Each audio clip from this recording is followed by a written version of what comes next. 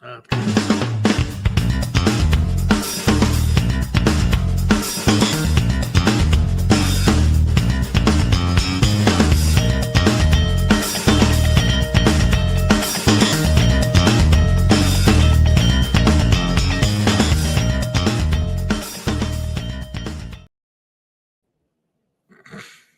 Dave, we made it. We made it through the intro.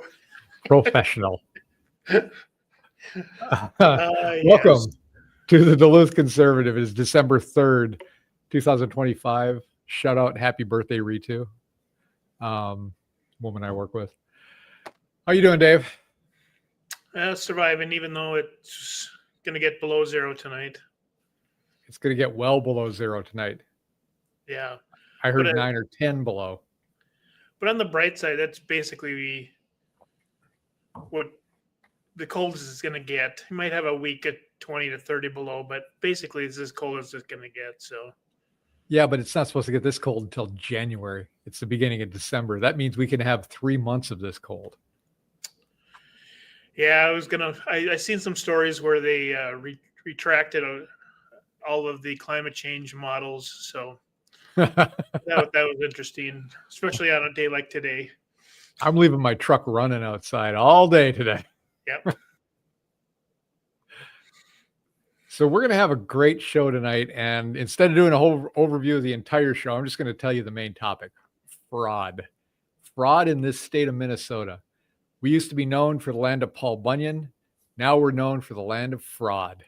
And it hasn't taken that long to do. And it's rampant. And we tried to get as many little stories as we could put together. And the problem is there's so many. I don't know if we're duplicating or if these are brand new. So we'll go over, that's going to be our first section tonight, is talk about fraud. And then we'll go over Minnesota and Duluth and national and international news as well. But let's talk about fraud in Minnesota. So we're going to talk about the first one. Fraudulent voter registration applications were submitted to election officials and offices in 13 Minnesota counties. That's a WCCO report. So the thing they say can't happen is happening, and that is the Somalian communities were targeted. If you look at that first line on it at the top. Yeah. Somalian communities were targeted to register fake voters for Democrats. This was funded by us. So I work during the day. I work into Wednesday before I start working for myself. And what that does is they take money from me, take money from you, and give it to these groups to make sure that it goes to these communities so that they can vote for the Democrats. Because as we've talked about before, Dave, when we talk about the politicians not solving problems, I don't agree with that. Politicians are solving the problems. It's just not the problems that you think they should be solving. Their problem is, I need to get elected again so I can grift some more money. They're solving that problem brilliantly, but they're not solving the problem of how does it help us, right? Or Minnesota, yep. So I remember reading or hearing that the county commissioner said something like, well, this just shows how well it's working. We caught them. Well, how do you know it's working? How do you know you've caught everyone? This is an indication that they are trying to do it. And you may have caught something, but I bet you caught maybe 10% of the fraud. Yeah, and it's Trump that was out helping. If it wasn't Trump in the federal looking into the fraud problem, we probably would never have heard about any of it. Right. It's helping them. Why would they throw someone in jail that's helping them?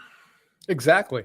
And how many states are there? The 20-some states that refuse to give their voter information to the federal government. Yeah. And that's not who people vote for, because we don't know that. You don't know at an individual level when you go in to vote. You can't tell who that person voted for, at least not if you're doing it right. But Correct. They refuse to give that information because they know it's going to uncover a lot of fraud. And I think all except one was a Democrat governor of that state that refused to give that information. Minnesota was one of them. So that's great. Good story to start off with. Yeah, way to start. We start with the light ones. Well, let's keep going down the fraud thing. Over 400 Minnesota Department of Human Services employees, this is the Minnesota Department of Human Services, have accused Governor Tim Walz of ignoring widespread Somali community fraud warnings and then retaliating against whistleblowers. And this is his own department talking about it.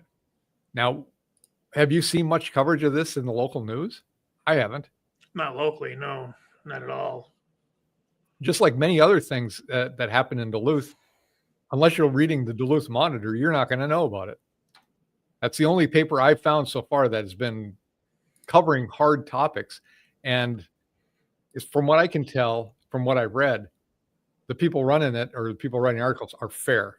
Like they don't pick a side. They're not picking, they're not conservative, they're not liberal. I don't know what they are. And that's what I want. What I want is them to go after everybody or try to get the truth out of everybody.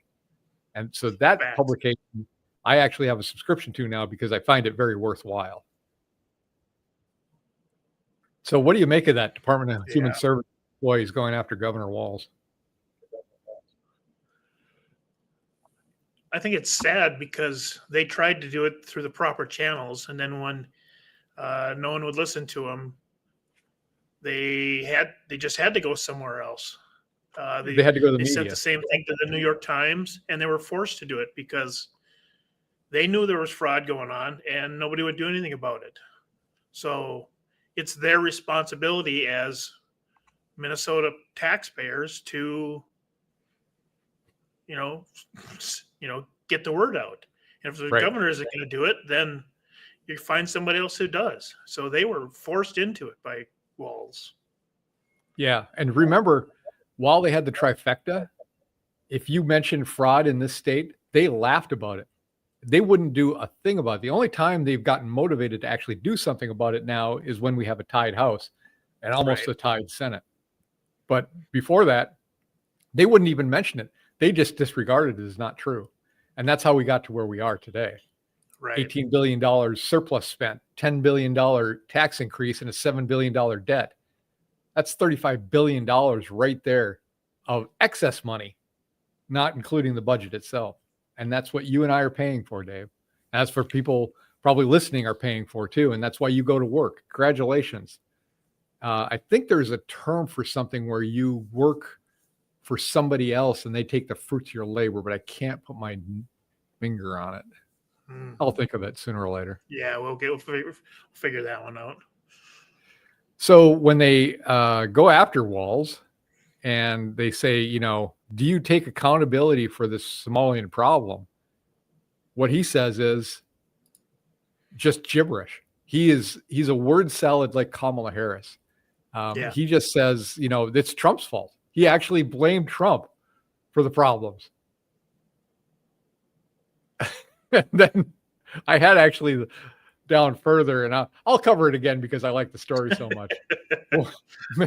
Trump called Walz seriously retarded, and then so that the press went back and you said you quote seriously retarded. Do you regret saying it? He said no. There's something wrong with this guy. You see what he's done to the state, right? And there's still supporters of him. That's what I don't understand. There's still people that are backing this guy. Even after all the corruption in this state that he's introduced since 2019, we've become little Chicago here in Minnesota. It's horrible. But he is facing federal investigations now. It's another news story. Conservative outlets have alleged millions of dollars from straight programs have ended up in the hands of Al-Shabaab, a terrorist and Islamic militant organization with roots in Somalia and the Horn of Africa. So the Department of Homeland Security is coming out, and the Department of Health Services here is the one who's been going after Walz. Right. But even with all that, as we skip to our next topic, ABC, NBC, and CBS Even News are ignoring this, and as they always do. They downplay anything that hurts the Democrats, and they go with anything that would hurt the Republicans or conservatives. They did cover the retarded story, though. Well, that's because they think it makes Trump look bad. Correct. Yep. And just on a side note, along this same vein, I've seen a couple articles. Number one was this woman saying that Trump is cognitively declining and he's forgetting things. He's falling asleep. And, how long are we going to let this last? This is a direct line back from Biden. 4 years, they ignored a guy who was definitely cognitively declining. And now, instead of having done anything about that, they go and attack Trump to make a narrative. They're trying to make this narrative. And it's sad because there are people that will just eat it up without stopping to think and say, wait a second, I'm not seeing the same thing I saw with Biden. Biden was working maybe a day or a couple hours a day, and then he'd be on vacation for 2 weeks. Trump's working 12-hour days. He's constantly answering questions from the press ad hoc. He's not picking a person with a pre-described question, which was what Biden was doing. He had the name of the person. He knew what they were going to ask before they asked it. So I see that. And I also see the reports that the Republican base is fragmented and they're having a civil war. That's not true. You will have discussions within a party about the proper policy. If you're not, you're just a lemming like a Pete Johnson who will just do anything the Democrat Party says. Right. But if you're actually thinking about things, you're going to have disagreements. That's not considered a civil war. That's just called a disagreement. Yeah, and I seen I should have grabbed it, but I seen a article on new polling results showing the Democrat Party has dropped down to 6% approval rating. 6%. Yeah, now they're into the single digits. Probably 2 months ago we were talking about them at their lowest was around 18%, and now they're below 10%. So that's amazing. Yeah, it's getting ridiculous. Another thing here, Tim Walz was called up by the Washington Post for refusing to take responsibility for Minnesota fraud scandal. And Tim was on this program and he was embarrassing to watch. And he said, we are doing everything we can, but to demonize an entire community on the actions of few, it's lazy. Well, we're really actually targeting you as governor of the state to take some responsibility. And this was on NBC News, a very Democrat-friendly news organization. Correct. And in fact, even more shocking than that, the New York Times wrote an article about his fraud. Now, when you got the New York Times going against you as a Democrat, you're in serious trouble. Yeah. I think it's going to be very interesting to see what happens with his governor candidacy. Now, I don't think his ego is going to let him drop out. I honestly don't. No, he should, though. I mean, he's blatantly going downhill. Everyone, just with the polling data, you would think that everyone's blaming him. So the only reason I don't count him out completely is because there are people that voted for him after his botched response to the George Floyd thing. Yeah. So here's a great post with it. It was Walz is 100% responsible for massive fraud in Minnesota. So who's writing this? Which post is this? This is off of X. This is a copy of the DHS one that they sent to him originally, or they were talking to him originally, but he ignored it. So eventually, this is the one they sent to the Times. So this is the Minnesota Health and Human Services Correct. people, right? Yeah. I mean, these are people that should know, right? They're at the heart of the matter. Yeah, definitely. And they're going to take some retaliation for this, I'm sure. Yeah. And because he even mentioned it in the newspaper article about the retaliation that Walz was doing for exposing his incompetence. Yeah. The last thing in this line, although this is not the least amount of it, the Department of Transportation shut down Minnesota's non-domiciled CDL program, and it threatens it with a $30 million fine for how it's sending out these CDLs. So that's commercial driver's licenses, CDL. Yeah. And the problem is that, what the Trump administration has been taking care of recently is, if you can't read English and you can't speak English, how are you supposed to know what to do in case of an emergency or a problem on the road? You may be able to understand stop signs and stoplights and understand the signs. But if there's a thing saying the accident ahead, slow down, or detour ahead or something. You don't speak English. You shouldn't be driving large trucks on our roads. Right. Really, you shouldn't be driving at all on our roads, to be quite honest about it. Yeah, and it just shows just another example of him allowing fraud to go on. You know, they shouldn't have been getting CDLs to begin with. Now the Duffy, the head of transportation, is going to short us $30 million for not following federal laws. Right. And you've got, in Minnesota, you've got fraud. Yep. The reason you have fraud is because you don't have leadership in our government. Right. The reason you don't have leadership is because you don't have competent people in politics. Let's start electing competent people, and then we will start seeing a fixing of this system. Until then, you keep electing the same incompetent people, the people that have no credentials to do the job that they think they're doing, the people that are just trying to either ingratiate themselves with power or money. I don't think you, in the Minnesota House or Minnesota Senate, you're making a lot of money. That happens at the national level. But until you stop voting for the people that aren't competent to do the job, you will not get a turnaround in this. You will get higher taxes. You'll get rampant crime, and no bail, no pay bail. So people are just out the same day. And that's what you're seeing in downtown Minneapolis, in Minneapolis, in that area. So take a step back, start figuring out what people are doing, and are you actually going to be somebody that can, are you voting for somebody that can make a difference for the good of everybody and the good of you? You should be looking at both of those.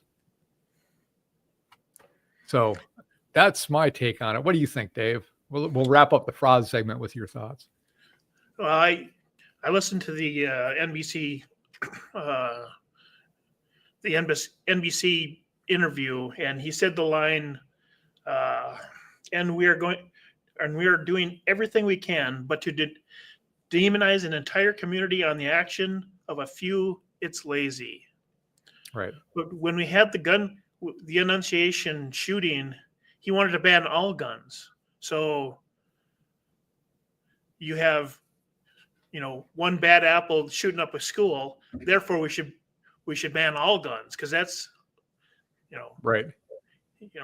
He's, once again, we're back to hypocrisy in the Democrat Party. He's, well, we can't.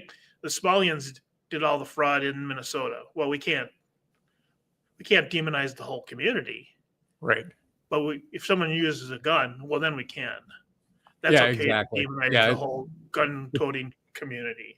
It's double think, and it's double speak, right? He's just a moron, top to bottom, hypocrite. He for his own, like you said, he's not going to ever do it, but he should be dropping out of the race. I mean, if he had any kind of pride or smarts, and unfortunately, zero of that. So not much chance. I'm still thinking my mom's wrong. I think you do like this guy somehow, but no, I don't know. She has the impression that you don't like him. I'm still waiting for him to do one thing right. It's weird. Well, maybe dropping out will be the thing, right? Yeah. I'll like him more when he moves out of the state and never is in politics again. I'll like him. So yeah, I have a question for you. Odds on how long he stays in the state once he gets voted out. How long do you think he's going to live in this state? Well, until his free housing goes away. Well, if he lost the election, from my understanding, he doesn't own property in Minnesota. No, because he sold his house and moved into the donated governor's mansion, which was on Summit Avenue, but now that one's getting remodeled for. Well, it started out as 80 million. I think it's 120 million or now, whatever. And he's on Sunshine Lake, just south of the Capitol. Yeah. Another private community. So as soon as that free stuff runs out, he's gone. And stay in Minnesota, he's gone. Yeah. I don't think of him as being a Minnesota guy at all. No. So he doesn't have roots here. He's not a typical guy. The best part is Kamala Harris picked him because he was supposed to talk to the men of America. Ooh, you really don't have your finger on the pulse, do you, lady? No, maybe the Southern California dancing community. Okay, yeah. You do have a very specific community, right? Yeah, with his jazz hands, but not Minnesota, man. No, sorry. All right, we're going to go to the legislation stuff, and it really doesn't fall into legislation, but I thought I'd stick it in here. Yeah, Minnesota State News, that looks good. But I'm going to talk about our Duluth News Tribune endorsed representatives, Leash Kozlowski, and then a little bit about Pete Johnson. So let's talk about Leash. We got this thing I'm going to add to the stage. So there were ICE agents in St. Paul, and we'll talk about that in a second. She was pepper sprayed, or at least she said she was pepper sprayed when the ICE raids in St. Paul, which they were protesting. Now, if you don't know what I'm talking about, ICE, immigration, what are they? ICE? Immigration Control and Enforcement. Right. So they're the ones that are rounding up people who are in this country illegally and putting them back to their homes. So, yeah, so there was a big arrest here. If you look at it, the ICE arrest was for Victor Rodriguez, a illegal alien from Honduras who was previously removed from the country. The criminal's rap sheet included domestic abuse and disorderly conduct. He chose to commit a felony by illegally re-entering the United States. So they were there to pick him up. And automatically, and for spontaneously, and for some reason, protesters know where this is happening, and they show up. One of which is a Duluth representative in the Minnesota House in St. Paul for some reason, right? And goes there and causes trouble and says she got pepper sprayed. I don't think there's anything that, I don't know if there's any proof of that. I don't know. I'm not saying she's lying. I'm just saying I haven't seen any proof of it. Well, I'm sure she was in the area where they were pepper spraying. Therefore, that's considered she was pepper. Right. So she posted something, and this is your Minnesota. Oh, you just took it out. Can you take that off for a second? Yeah. This is what she wrote on a Facebook site. The first part, that is, I don't know what the F and then those characters mean, Dave. I'm confused and concerned about what she's saying, but I have a feeling I know what it is. It's a certain word that isn't very good. And that's what she starts out. This is a government official talking about another government agency, and she's saying something pretty foul about him. And then she starts talking about, from Duluth and Iron Range, Northfield to cities, our immigrant and communities of color are interconnected. How? How are immigrants and communities of color interconnected? That doesn't make any sense to me. An immigrant or an illegal immigrant or illegal alien can be from any country, from any race, right? Correct. This is blatantly wrong and shameful terrorizing of our families and communities across the state. No, it's not. It is taking people that shouldn't be here and putting them back home. That doesn't mean they're getting killed. They're not getting disappeared, whatever they call it. They're being put back in their house with their families. Yep. Witnessed and experienced ICE make an extreme show of force with indiscriminate use of pepper spray, rubber bullets, and chemical munitions on peaceful and calm legal observers, news reporters, and electeds. So she's one of those. She's an elected. So you can't touch the higher class like that, right? Correct. I have never seen one of these things where it was uninitiated. Like, they don't just go and see a crowd there who's maybe waving signs or saying stuff and pepper spray them. It's because they're right in their face and they can't get away from it, but they continue to lie as if they didn't do anything. I mean, I've seen these guys screaming at these right in their face and then doing something, and they'll spray them to say, get back. And then they spray them, and then they cry as if, why are you attacking us? It doesn't make any sense. Yeah, I like the word observers. They're not observing, they're protesting. They are stopping the ability for the ICE to do their job, to arrest someone who's a criminal. There's no other way to put it. He's a criminal and he doesn't belong in the United States. Right. And they're doing their job. And if you wouldn't get in their way, it wouldn't be aggressive like this. Right. There was more on there. I don't want to remove it quite yet. So no, you have to. There you go. I'll never unhear the sound of them literally cracking someone's head into the concrete, then deny medical care for over an hour. So a couple things about this. I don't believe it. And number two, So they take action against somebody, and then they're responsible for providing medical care. Do you see that? You see how that works? She relies on them for, where were you? Why weren't you providing medical care? You're an elected, whatever it's called, right? And denied medical care for over an hour. Well, you probably were causing such a scene that they couldn't get an ambulance there. Proud of my fierce human. What does that mean? Proud of my fierce human. What does that mean? It's her double speak, because she doesn't know what she is or he is, or she's a trans person, therefore everyone has to be trans like her. So because she didn't know exactly their pronouns, she just used the word human. Got it. Not on our time, not on our land. Huh. I wonder who she's speaking for here.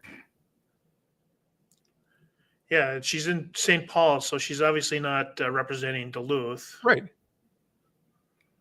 I'm tired of this woman being our representative. It's embarrassing.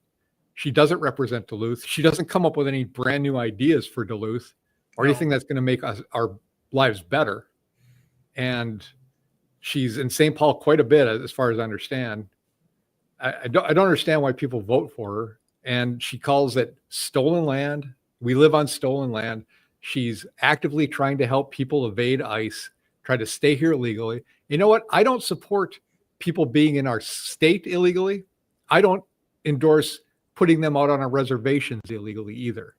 So we need to stop all the talk about this and get these people out of our country, because just think of what we could be doing instead of this. Instead of all this work that's being gone into getting these people out of our country, they wouldn't have come. We could divert those resources into something better, but we can't do it right now because we have to take care of this problem first. You don't start repainting the deck of your boat when you've got a hole in the bottom of it. You fix the hole.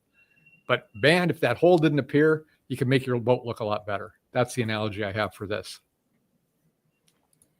So yeah, she clearly isn't representing anybody but herself and her own messed up. If we would just think, our schools are failing. We could list the problems with the state, but she would rather spend the money on people who don't belong here and criminals. ICE isn't picking up, the hardworking people. They're going after the people that don't belong here. Right. Our elected officials in Washington, because immigration is a federal thing. And if she's going to sit there and stop federal problems, then she should be in jail with everybody else. Right. She is an activist. She's not a legislator. Yeah. That track record of hers now for 3 years shows that she doesn't give a crap about Duluth. She doesn't do any bills that forward Duluth. What she does is she picks the things that matter to her, and that's it. And what matters to her is not Duluth. It is forwarding her agenda. That's all she's doing. Right. Going to the other side of town with Pete Johnson, he sent out a newsletter, and it says, actually, I think I took a screenshot of this, so I will pop it up here. Here, can you take that down for a second? Oops, yep. So this is from his newsletter. If you're a homeowner, by the time you read this, you should have received your county truth and taxation notice, or should receive it shortly. If you're like me, you were shocked by the increased property taxes you're facing. At a time of economic uncertainty and rising costs, we need to focus on affordability. Unfortunately, President Trump and his Republican allies are more focused on delivering tax breaks for billionaires than giving the middle class an opportunity to thrive. His short-sighted cuts and disinvestment in critical federal services like SNAP are shifting more responsibilities into our state and local governments. So Pete here starts out talking about property taxes, which are our county issue, and then turns it to blame Donald Trump for something. Yeah. Pete, here's a message for you directly from me. You are a Minnesota representative. It's your job to fix the taxes in the state. It's your job to make it more affordable here. But you're too busy doing everything under the sun for the Democrats. I mean, when you look at your bills that you introduced this first term of yours, it's a lesson in not having a focus. You don't know what you'll just support anything. You're just the whipping boy that they say, will you sign on to this? Sure, I'll sign on. It gets my name on it. I will say this, in Leash is at least consistent. I can follow the train of what she's doing. She only cares about herself and her people. Pete just doesn't care about anything. He just puts his name on everything and just enjoys it. So Pete, I'll tell you what, do your job and help us out. Quit complaining about what happens at the federal level with Donald Trump, and don't talk about billionaires. Right. Do your job. Cut our taxes here. Cut some of these programs here. Be a man and take care of your job, or get out. There's another option. If you're just going to be there being the empty soup for the Democrat Party, they could just put a chicken in its place and it'll vote the right way. Right. Yeah, and the SNAP benefits, who kept the government closed? It was the Democrats. It wasn't the Republicans. Yeah. If they finally talked some sense into some Democrats to reopen the other, then the SNAP benefits would have never closed if because it was a clean CR and they didn't do anything about it. Right. They wanted people to suffer for elections, basically. Right. Exactly. And it's just kind of telling that the Minnesota rep would talk about taxes first to talk about how bad it was and then shift the focus to federal level, which, by the way, Donald Trump is proposing getting rid of the federal income tax and trying to do a tariffs and extra tax, income outgo tax or something like that. I can't remember what it's called, but he wants to eliminate the federal income tax. So you know what? That's helping. If you propose the thing to get rid of property taxes, that's helping. Or freezing it for people that are 65 and over, or first-time homebuyers or people that just have babies, to freeze their property taxes, or to limit it at 3%. That stuff helps. What you're talking about is nothing. You don't propose anything that fixes it. All you do is propose that there's a problem and look at the bad billionaires that are taking advantage of it. Well, you know what, Pete, also, those billionaires pay a lot more in taxes than you ever have in your lifetime in 1 year. Right.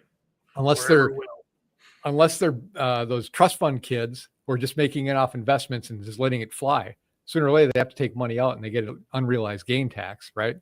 But, I can guarantee I pay more taxes than you do, Pete. I'm not a billionaire. So there we go. Yeah, and that's what the county's doing is instead of, they'll push you so you have to cut your life down, but they're county government and they're not going to, because they have inflation to deal with and they have rising costs to deal with, but you don't.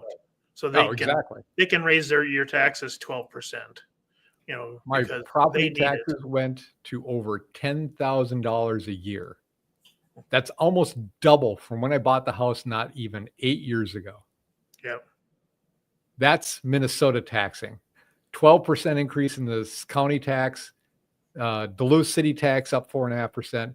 Your whole vacation time thing that your family leave act that you're hitting all the employers for, and the employees, by the way. So the employers have the option of paying it all themselves or pushing half of it their employees. Well, they're going to push it to their employees. So now you as a worker get to pay for this extra insurance too, which is going in underfunded, by the way. Right.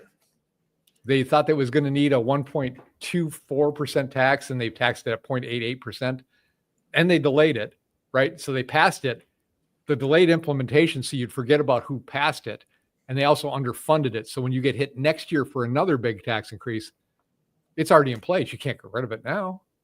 That's crazy talk. And the biggest problem is people forget about it when they by the time the voting comes around, they'll forget about that tax. So that's why you do the delayed implementation of every one of these things. Yeah.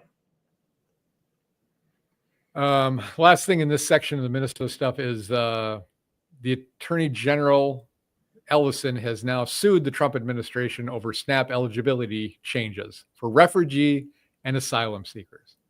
So here's another example of our AG, Keith Ellison, looking out for everybody except us, the people who actually pay things.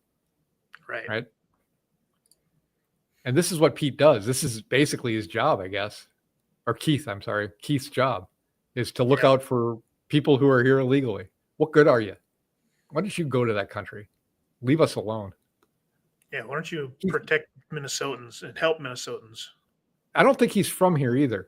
And I don't think Tim Walz is from here. So why are they governor? Why are they AG?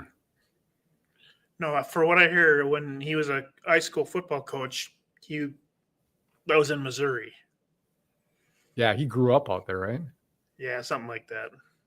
And even Keith, he was I think he was a born and bred Somalian. Keith? No, I think he was born in America. But he didn't. Well, they made a big deal out of him. He wouldn't put his hand on the Bible. It had to be the Quran. So. No, I believe he's Muslim. I just don't. I think he was born here, but I don't know. I guess we'd have to look into that. Doesn't matter. I mean, I don't care if he's Muslim if he takes care of Minnesotans. He doesn't. So he's useless. I'm going to keep going down on Minnesota news. I will mention one more thing about Tim Walz really quickly. Trump called him seriously retarded. Just wanted to mention that again. I don't know if we talked about that or not. But is he saying something obvious or just Yeah, it's like, and the ocean is wet. Yeah. It's hot in the desert. Yeah. We're not, Minnesotans, we already knew this. And so Trump saying it out loud doesn't really make a difference because everybody knew that already. All the pictures of Walz I see, he's got that 1,000-yard stare going like he doesn't know what's happening. Right. We talked about the CDLs already, so we'll go on to Minneapolis Regional Chamber of Commerce CEO Jonathan Weinhagen pleads guilty to embezzling hundreds of thousands of dollars. Yay, more fraud. I forgot to put it up in this upper section. Sorry. Yeah, because he worked with Walz. Ah, yes. And he's also a political donor. Only to him and Jacob Fry. Yep. That's fantastic. So he funneled money to himself. And it was supposed to be used for like feeding kids, I believe. The kids are overweight. They need to starve to death. So that's the state's theory. And then Minneapolis responds to report that Trump administration will target Somali immigrants. I'll tell you this. Trump has gone hard against the Somali immigrants lately. I mean, he's identified this as a problem. The problem being that you import 80 to 100,000 people from a completely foreign country, something that isn't even close to our system of government or our way of life, and you put them in a concentrated area, they start to just take over that area, right? Right. They vote themselves in. They don't vote for the Democrats anymore. That what Jacob Fry found out. They vote for each other, and then they get put in place. And then the third world problems that they had are just introduced into our nation here. And that's what you're seeing happen. New York City is going to get a really good pounding pretty quick. Minneapolis, missed it by a thread, but they still get Fry. He sucks. He's horrible. Yeah, he did his whole acceptance speech in Somalian. Yeah, it's embarrassing. Yeah. So who does he represent? Well, according to somebody, Somalis are the backbone of Minnesota. I saw that too. I saw a woman talking about that, and she said, if the Somalians left Minnesota, we would fall apart. They're basically taking care of us. I don't know what world she lives in. She must be very, very confined into a very small community because they weren't here 20 years ago. Right. We were doing just fine, right? But here's what our backbone looks like nowadays. Oh yeah, no jail time. No jail time for raping a minor. Unbelievable. So how can you call that a backbone of Minnesota when we see this on a daily basis nowadays? Mm-hmm. You know? Backbreaker. Yeah. And probably Bloody Mary let him go. He's going to probably get let go on this one too. Right. Yeah, it's their dream place. I mean, thank God she's not running again. Hope to God we don't get somebody worse. Right. Because it always seems like you're like, oh, finally they're leaving. That mayor of Chicago leaves. They get somebody worse. You know? Oh, good. Eric Adams is leaving. Oh, they're getting somebody worse. It's crazy. Yeah, especially in New York. It's like, well, only took 24 years for them to forget about who wiped out the Twin Towers. Right. Yeah, that was killed 3,000 people. Well, that was 24 years ago. There was some serious mind jobs going on after that. Holy cow. There was a lot of re-education done on this country. Yeah. It's kind of getting tiresome, I'll give you the last one here. Illegal alien from Somalia, a guy who was supposed to be deported, works for the Ramsey County Sheriff. Perfect. Just perfect. Right. And, what is the vetting process now? Illegal alien that should have been deported is working for the sheriff's department. Who is enforcing our laws? And what should you expect when somebody's breaking the law and you call the police and somebody shows up? I mean, what are you going to get? Right. All and right. even we've seen that one video of the Somalian police officer who said he was there for the Somalia community, not the American community. That's right. It's like, no. Yeah. No, you're in America. You take care of Americans. And if you think it's racist what we're talking about, I don't care what country you're talking about. You can transport these attitudes towards anybody. I don't want a pocket of a certain country in here, no matter what race, no matter what religion. They will take over that area, and especially if they're fundamentally different from our current culture, you're just causing problems that we don't need. Right. Okay, let's move on to Duluth news, shall we?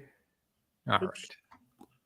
There we go. Community Action Duluth closes the farmers market without explanation, owing vendors thousands of dollars.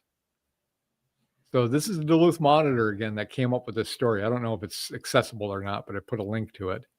But I was reading the article, and the farmers at these farmer markets, they don't always get money. They get like tickets through the system. And then what happens is they turn those tickets in and they get paid the next week. So it was like, first it was, we were getting paid right away. That was what it was for many years. And then about 2 years ago, it was, hey, we're getting paid like a week or two late. It wasn't as bad. This year it's been 3 months. We're not getting paid. And they were getting paid. And then they closed. Done. You're not getting paid. So all those farmers who are working on the razor's edge of margins are getting knocked out of their food or out of their money. And the Community Action Duluth, which sounds like a great organization, they're gone. They got the money. Now they're gone. Yeah, we need to do a big investigation on that, or the city.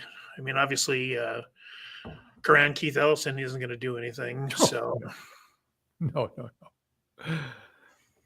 So it'd be interesting to find out where the money's going, do a financial audit to see what's going on, because you're wiping out, like you said, raise within local people. So right. The whole purpose of these things is to give local farmers the money. Correct. To keep them in business. When you don't give them the money, they go out of business, assuming they're going to have it, right? You wouldn't join a farmer's market thinking you were going to get taken for a ride. But especially seems like they act like they're a city-owned thing, therefore it should be, guaranteed money. But obviously, it's they should settle out. If they ever do this again, I'm sure they're going to settle out at the end of the day, as opposed to this. Right. I would never fall for this twice. Let's talk about downtown Duluth a little bit. This was the last day that Wells Fargo is going to be open in downtown Duluth. I think they're going to probably take their signs down and their flag, and that's another business lost downtown. And then Snyder's convenience store in the Holiday Center. That place has lost so many stores since I moved downtown. You had a sushi place there. You had an Italian place, restaurant there. You had Subway. Yeah. Snyder's was something else before, and then they became Snyder's, which was like a downgrade from what it was, but it was still there. Right. All that is gone. The only thing in there is a jewelry store and then some business spaces. And then it's a sandwich place. It's pretty good. But they're the only thing left. I think that's Herbert's. Yeah. No. This is a name brand. This is one actually in the Holiday Center at the Skyway level. Okay. I think Herbert's was originally there, but now they're on First Street, I think. They're on First Street, yeah. Yeah. So when Subway closed, they put signs up saying, "Go to Herbert's." Yeah. They were right. Yeah. So another store gone, and it was a small little convenience. It was a big area, but they didn't have a lot of stuff. It was very sparse, so it was kind of odd going in there. But that is just... It's still just another business downtown collapsing that because of perceived violence and right. And there's crimes. Well, they keep increasing the parking rates. Yeah. Right. They talk about putting housing down here. Who's going to convert one of their office buildings to an apartment building? They're not. Yeah, they're not structured that way. They're structured as office buildings. The money it would take to turn them into residential areas, they might as well just implode the building and put up a new one, which costs a lot of money. Well, right, because the buildings, the biggest problem with the downtown buildings is they're set up for businesses, but not for residential as far as plumbing goes. Right. The plumbing for residential, you would need it's like 100 or 200 times more than businesses. Yep. So you can't just convert it to residential. There's some major problems that occur because of it, just because they're not set up to handle residential waste. Oh, I don't know. We could always do a one-stall toilet like we got here at our building with no shower. That would work for, a floor full of people. Yeah, community showers and community bathrooms. Right. It's not even talking about the sink you need from your kitchen. Correct. Right. That's a lot of plumbing, and the plumbing has to go somewhere, and that's between the floors or in the ceiling. Right. That's a big cost, and structurally it may not work. And can the city provide that kind of plumbing alone, if you start converting it? So It's a big deal. It's not some simple thing. Well, yeah, we'll just turn them into apartments, because everything is fun when you're just thinking, we'll put roundabouts there, Dave, and then we'll have a fluffy little place that we can go, and it'll be perfect. Well, where are you going to buy your groceries? I'm not sure. Yeah. Yeah, especially downtown. You can't have a car because there's no gas stations nearby. No gas stations. Yeah. No grocery stores. So you have to eat takeout every night. Now you're going to go down to the Super Value down on 12th Avenue East or something? I don't think so. Yeah. Otherwise you got to go all the way to Central Avenue in West Duluth. Yeah. Right. I suppose you go up to Kenwood too, but right. It's not practical, especially when you're trying to, we want to get rid of cars. You're going to have a bike lane? Well, that's great for my 82-year-old mom. You think she's going to get on a bike and use the bike lane? No. Yeah. Remember, it's going to be -6 tonight. Right. Let's see her on a bike. This, just to put it in perspective, there aren't a lot of people above the age of 30 that ride bikes. Correct. Right. I mean, and the older you get, the less likelihood you're going to be riding a bike. So if you got a lot of seniors in a city, I don't know, like in Duluth, maybe a bike lane isn't the priority. Maybe salting some of the roads would be a priority. Okay, I'm done. I'm done. I'm going way off on a tangent now. For the city to do their job, yeah, that's kind of going over the line, I guess. Oh, but Chum is receiving $2.5 million from Bezos. Since it was founded 8 years ago. It's only founded 8 years ago. I wasn't aware of that. Oh, this is the Bezos thing. The fund has awarded more than $850 million in grants to nonprofit groups in all 50 states.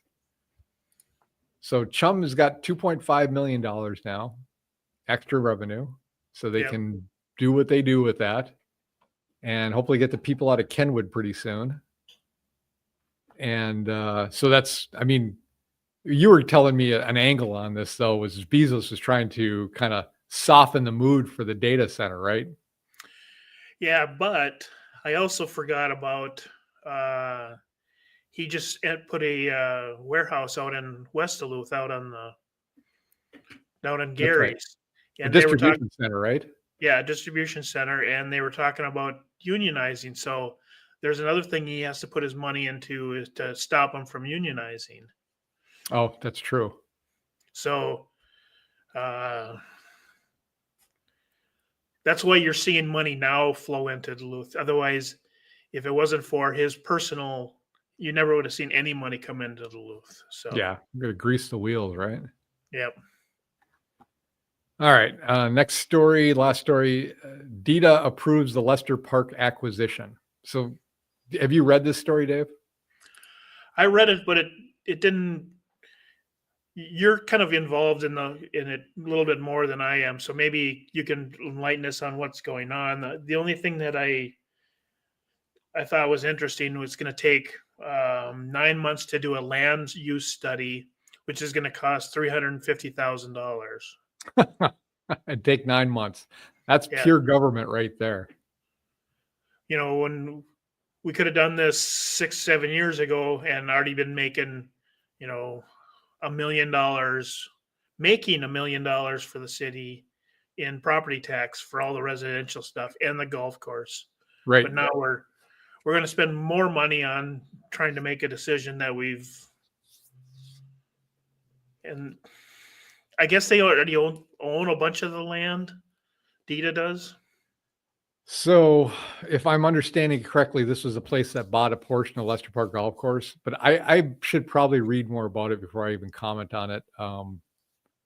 It's interesting to see if they're actually selling the land, because the big thing about not wanting to have the golf course idea with the big hotel and everything was because the city council wouldn't allow Duluth to sell the land. Right. So I don't know. I'll read more about this and we'll try to look at what this means. I don't know if this is a good thing or it's just another thing that Duluth is doing. At least they're doing something with the land.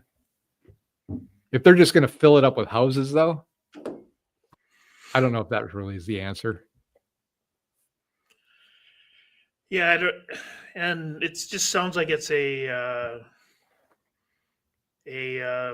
government thing, moving from one government agency to a different government agency. Could be. Because DETA has different rules than the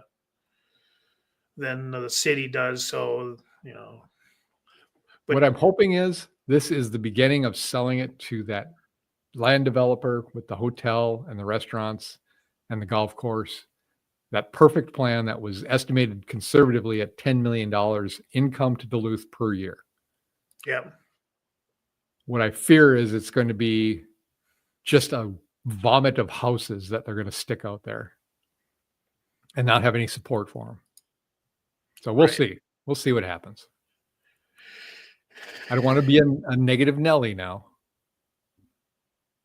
Well, they mentioned putting housing and golf course there. So maybe someone is actually listening from DETA to what the best plan is. So I know that Tim Meyer, the guy who was heading up the Save Lester Park Golf Course, was positive about this, which is good because he wants to have golfing out there. He wants to save that golf course. So that gives me hope that this is actually a good thing, but we'll have to wait and find out what it actually turns into, because intention doesn't mean execution, right? Yeah, and then the land use is going to take 9 months, so we've got plenty of time to. City-owned land. Why do you have to do a land use? I mean, geez, What have you been doing this whole time? How do you not know the land you own, especially as Right. part of the city? You probably have mapped every inch of that land and know exactly what's being used for. So this is just a way to transfer more money from the taxpayers to your pockets so you have a job for another 9 months. That's basically, what's going on. So, All right, let's kick into national news. We're at the hour mark, about. Tennessee's 7th congressional district has handed a decisive victory to the Republican. I heard this was going to be the very interesting race to watch because Trump won this area by 20 points or something, like 22 points. 22, yeah.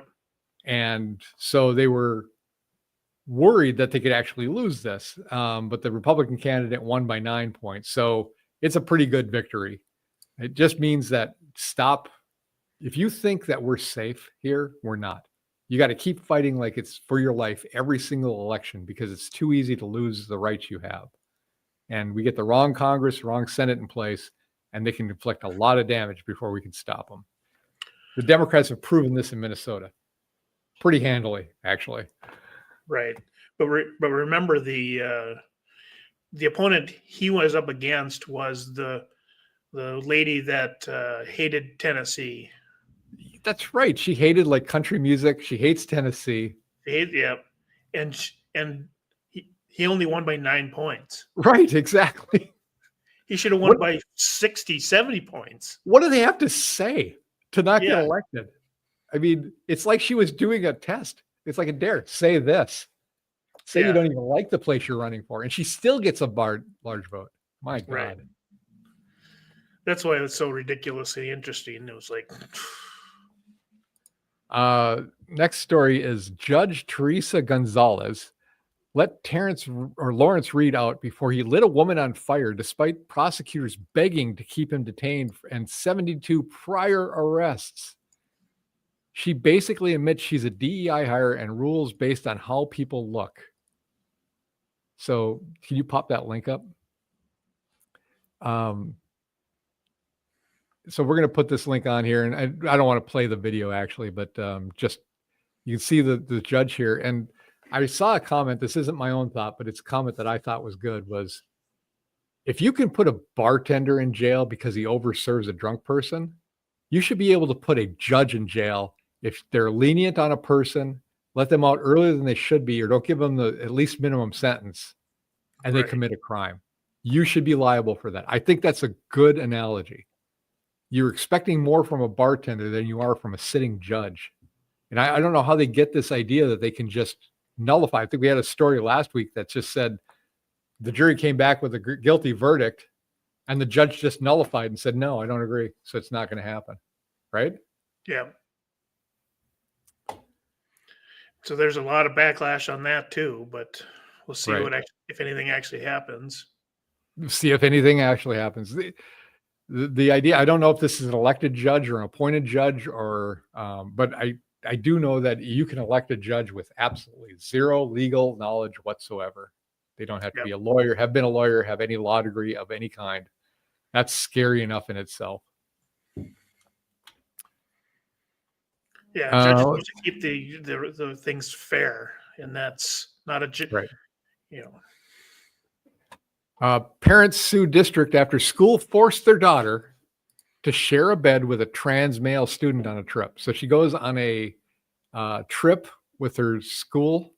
I think it was some kind of athletic thing, and they doubled up people in beds, and so they put their daughter in with a guy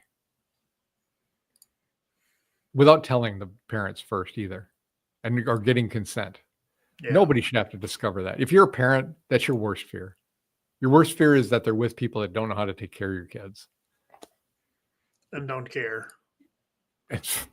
They encourage it, right? It's even worse. They're basically encouraging your kid to get raped. So yeah.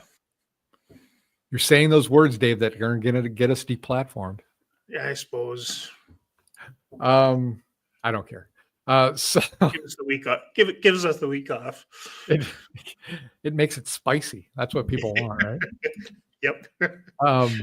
The last news on this site is the White House has put out a site that is the media bias page, and it's going to take a media article once a week and display, here's how it was wrong.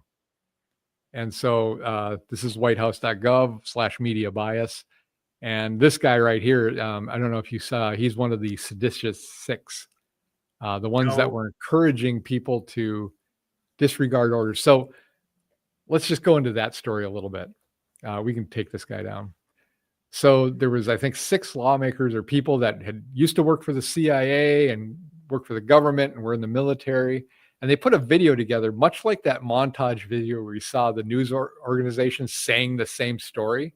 So it's 6 of these people saying the same thing. They spliced together it as if it was one conversation, but all 6 are talking. And they're saying, remember, you don't have to adhere to illegal orders from the president of the United States. You can defy that, which on the surface is factually true. You can refuse to do an illegal order, but they're implying that there are illegal orders being sent to them and trying to stir up controversy where it's not. They don't give any examples of illegal orders. They can't even refer to anything that was slightly illegal. So this is causing problems. What they're trying to do is stir up a hornet's nest right here. And this is one of the first articles they have on this whitehouse.gov media bias site, is to show that. And I was, because when I heard the story, I was kind of confused on why they were causing it. It was such a big problem. And for what I was reading it was because they're trying to stop the chain of command. Yeah. So the military is extremely chain of command oriented. So the lowest person on there only takes order from the next person up, not from the president. So they were trying to disrupt the chain of command. They were saying that, well, if you're the lowest guy on the totem pole, you don't have to listen to the president.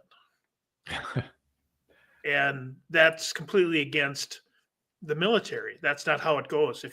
If your immediate supervisor says do something illegal, then you can stop there. But as the lowest person on the totem pole, you can't disregard what the president says, because that's chain of command. And that's what they were really complaining about, was the chain of command. That's what could get them thrown into jail, was them trying to convince people to ignore the chain of command. Right. And the implication is, if you're telling them you can ignore illegal orders, your implication is you're implying that there is illegal orders coming through, which is not the case. You're sowing distrust. You're sowing the seeds of distrust and questioning, and you shouldn't do that. If you have a good reason to, back it up. If you can't back it up, shut your mouth. Right. And I don't care what their credentials are. I don't think saying you're an ex-CIA is necessarily a very good credential, in my opinion, when it comes to this. Yeah, that's something you don't want to talk about. But so anyway, that's the White House site for media bias. I thought that was interesting. I'll go out to it every once in a while. And people in the city need to have stuff like that, because they don't get the stories here. In Minnesota and Duluth in particular, they don't get stories that are upsetting to the Democrats or put them in a bad light. So when you're only getting positive stories for the Democrats and very negative stories for the Republicans, you pick a side because you think you're right, and then you get shocked by the truth sometimes. Yeah, we discussed that in the opening fraud monologue. Was you didn't hear about it from the mainstream media, right? Because they were protecting walls, basically, right? So you heard about the Trump calling them retarded, because that shows Trump as in a bad light. According to them. They're trying to make it seem like a bad light. They don't understand that doesn't. That's the guy I voted for. Yeah. And everybody in Minnesota knew he was retarded, mentally retarded. That's not an insult. It's a description. Yeah, and they still voted for him. So what does that make you? Yeah. So. All right, we'll move on to international news. This one was very interesting to me. I think we covered this last week, but there was a British man who was arrested and detained for showing a picture of himself. He came to America. He had a shotgun. He was aiming it not at the camera. He was just aiming it probably at a target. And he had a picture taken. And he get back to the UK. They arrested him. Yeah. I didn't even think it was that one. I thought it was a shotgun. But okay, so whatever this gun is. He was at a Florida shooting range, so he got to play with tons of guns. So there was a One of the guns was a shotgun. Okay. But I mean, how is this? So he said it, they said to be careful because you might be upsetting people. I don't understand why this is upsetting to anybody. This is a guy holding a gun. Looks like clearly he's shooting down at a target range. There's a table there with information, that's what it looks like when you're outside. So it looks like he is suing them, right? Yeah. See, here's the picture of him in That's the the one I shotgun. saw. That looked horrible too. Yeah, it clearly shows he's not a gun guy. Right. But you may think we did covered this story last week, but we're basically repeating ourselves because this is a nonstop thing over in England. So he spent time in jail because he posted this picture. So someone thought it was threatening, therefore you can't do that. So they threw him in jail, and now they pulled the charges back. So now he's suing the police for whatever. Yeah, the prosecution is the punishment, right? They didn't have anything really on him, so they arrest him. They take his stuff. They go through all his stuff. They took his laptop. They took his phone. Everything. Yeah. He was detained for a couple of days. He couldn't work. He couldn't do anything. And then they come back and say, "Oh, no charge."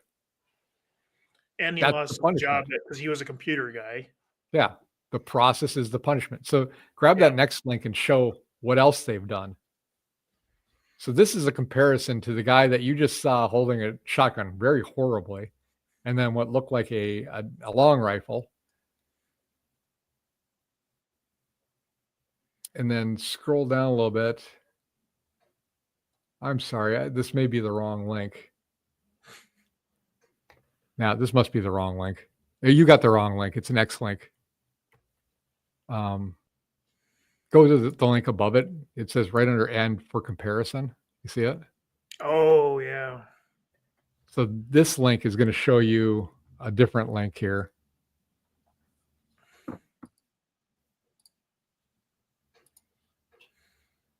So this guy was shown with a shotgun and a long rifle at a firing range. So there he is, another picture of him. But now look at the guy on the left. That's a counselor there.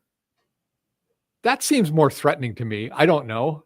He's not at a range or anything. He's just holding a weapon with a picture of somebody behind him. Yeah. And so if you scroll up a little bit, it tells you that is the counselor. He posted a photo of himself holding an AK-47. That is an assault rifle. He keeps his counsel seat, gets suspended only as a magistrate, and in 2025 becomes mayor of Derby. So kind of different, right? Kind of different reactions to him. Right. So basically the bottom line is don't go to England, because I mean, you have no idea what you've posted on your online account that is going to get you into trouble. I mean, now that we're doing this broadcast, the podcast, it's like we're going to go straight to jail. We'll never see England. How can they have so much time to prosecute nothing things like this too? I mean, that's a lot of resources with the police. The people had to find it, investigate it, figure out when he's coming back, pick him up, bring him to the place, prosecute, go through his stuff, let him go. That's man hours. That's a lot of man hours of time right there. Right. What a waste too. A waste for nothing. They've got a ton of problems over there, and what people post online is not one of them. Ain't one of them, right? And so the last article here is UK, the new spending policies. You don't need to pop this one up. Just talk about it a little bit. They're removing the so-called 2-child limit on welfare, meaning now just have as many as you want, and you're just going to get more and more money. That's worked out so well for America that they're going to try it in UK. And they've increased their public borrowing by 7 billion pounds next year, which translates to about $12 billion. Right. They are on a fast slide down. They are going to be gone soon, the way they're moving. So if you want to go to the UK, try to find that sweet spot between when they don't care anymore about the, what you posted online and their complete downfall. You might be able to get in and see a couple castles before they're taken down. Right, but remember, you also have digital ID over there now too. So, Oh, that's right. um, you know, yeah, at the airport, you have to do a public colonoscopy. You have to have your fingerprints taken, your eye retinal scans, blood taken. They check your social media posts. They make sure your phone is unlocked. Because if you don't unlock it for them, they throw you in jail for that. We've discussed Right. that one before. So, um, Yeah, getting your cavity search and everything. Why do you keep going to the UK? He's into it. I don't know. All right. That's it for the news articles. We'll go into health and fitness. And this is very exciting to me. Yep. Scientists identify a potential type 1 diabetes cure. And it is something. So, type 1 diabetes, I'll explain it to the people who may not know. There's two types of diabetes, or main types. There's type 1 and type 2. The major difference is type 1 diabetes happens when your pancreas stops producing insulin. So your immune system attacks your body, it attacks the pancreas stops producing insulin, so you're not processing carbohydrates anymore. They used to call it child onset diabetes because a lot of kids get it, but you can get it at any age. If you have the dormant gene in you, if you get really sick, usually it's what triggers it. And then you will have type 1 diabetes. That means your pancreas just stops working. You have to inject yourself with insulin. If you don't, you will starve to death no matter how much you eat. Right. Your blood sugar your sugar will go way high. It's really bad. It's a horrible thing to have happen. Type 2 diabetes is a little different. Usually what that means is you're overweight or you're getting older. Some people are just genetically inclined toward it. That doesn't mean you're going to have to take injections with insulin, depending on how bad it is. You can take a pill usually. Sometimes you can change your diet and it just goes away. So that's type 2 diabetes. Again, not necessarily your fault. Maybe it is. I mean, if you're severely obese and you get diabetes, what do you think was going to happen? As you get older, it's not your fault, but that's what's going to happen. So that's type 1 and type 2. Now, type 1, like I said, there's nothing that you do that causes it. And you can have it at any age and any body type, but it's a regiment after you get it. You have to check your blood sugar all the time. I'm going to eat something. I'm going to have to take insulin before I eat it.